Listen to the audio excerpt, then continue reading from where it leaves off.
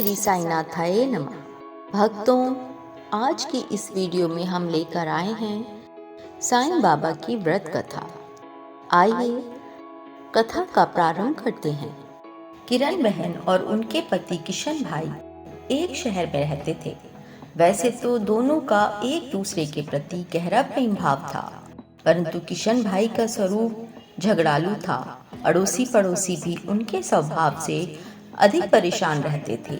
लेकिन किरण बहन धार्मिक स्वभाव की स्त्री थीं, भगवान पर पूर्ण श्रद्धा और विश्वास रखती थीं और बिना कुछ कहे सब कुछ सह लेती थीं। धीरे धीरे उनके पति का रोजगार ठप हो गया, कुछ भी कमाई न होती थी। अब किशन भाई दिन भर घर पर ही रहते। घर में पड़े पड़े उनका स्वभाव चिड़चिड़ा हो गया। एक दिन दोपहर को एक वृद्ध दरवाजे पर आकर खड़ा हो गया। चेहरे पर गजब का तेज था। आकर वृद्ध ने दाल चावल की मांग की। किरण बहन ने दाल चावल दिए और दोनों हाथों से उस वृद्ध को नमस्कार किया। वृद्ध ने कहा, साईं सदा सुखी रखे। किरण बहन ने कहा कि महाराज, सुख किस्मत में ही नहीं है, फिर मिलेगा कैसे? ऐसा कहकर उन्होंने अपने दुखी जीवन का वर्णन किया।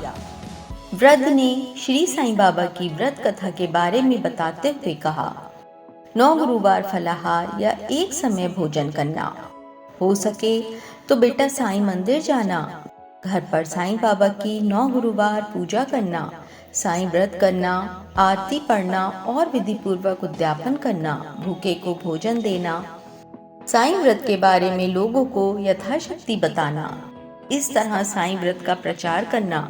साईं बाबा तेरी सभी मनोकामना पूर्ण करेंगे। ये व्रत कलयुग में बड़ा चमत्कारिक है, ये सभी की मनोकामना पूर्ण करता है।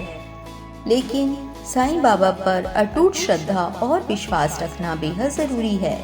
धीरज रखना चाहिए। जो इस विधि से साईं व्रत की व्रत कथा और आरती पढ़ेगा, साईं बाबा उसकी सभी मनोकामना जरूर पूर्ण करेंगे। किरण बहन ने भी गुरुवार का व्रत किया। 9वें गुरुवार को गरीबों को भोजन कराया, साईं व्रत के बारे में औरों को बताया।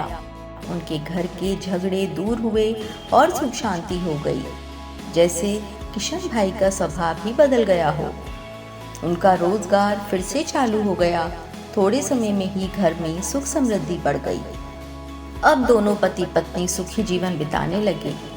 एक दिन किरण बहन के जेठ जेठानी आए और बातों ही बातों में उन्होंने बताया कि उनके बच्चे पढ़ाई नहीं करते, परीक्षा में फेल हो गए हैं। किरण बहन ने 9 गुरुवार की महिमा बताई और कहा कि साईं बाबा की भक्ति से बच्चे अच्छी तरह से अभ्यास कर पाएंगे, लेकिन इसके लिए साईं बाबा पर पूर्ण श्रद्धा और विश्वास होना बहुत जरूरी है।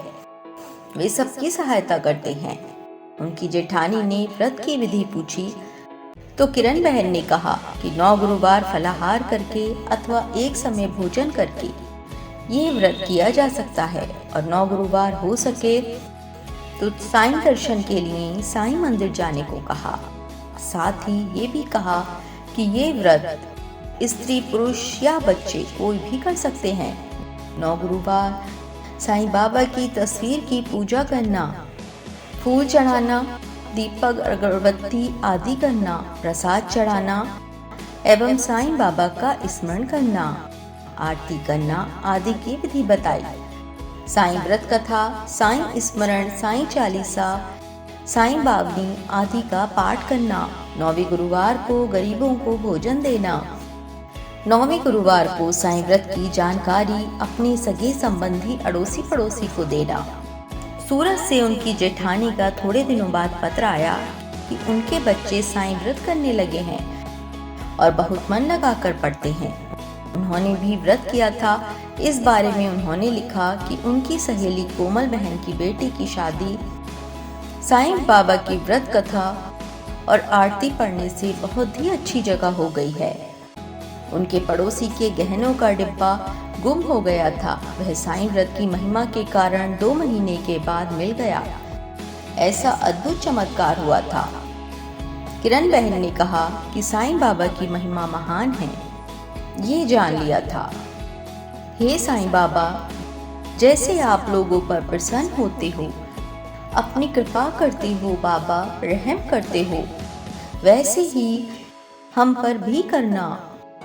हमारे हर कष्ट, हर संकट को दूर करना। बोलिए श्री सच्चिदानंद साईनाथ महाराज की जय। बोलिए श्री सच्चिदानंद साईनाथ महाराज की जय।